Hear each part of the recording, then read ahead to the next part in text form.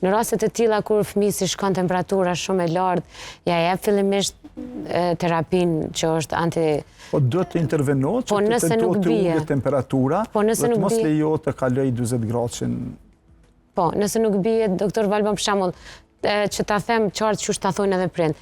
Ka fëmijë që refuzojnë ose e vjellin me një herë, ose qoftë supozitore e qesin me një herë, edhe nuk ka reaguar terapia dhe fëmijës nuk po i bie temperatura, shpesh i shtin në një dush.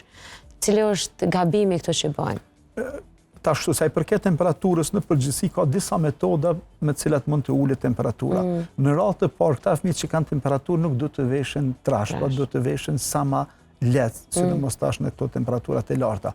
Pastaj metoda tjetër para se të jepet një balë saktuar janë metoda fizikale, ne i quajmë friksione, pra lagen disa lecka me ujë të ftoftë i vendosin fëmijët në ballë, në trup, në gjoks, në shpinë, në këmbë. Jo alkohol, jo uthull, por me ujë të ftoftë, pra ujë të qeshmes, dhe me këto metoda mund të zbritet deri në 1 gradë Celsius temperatura.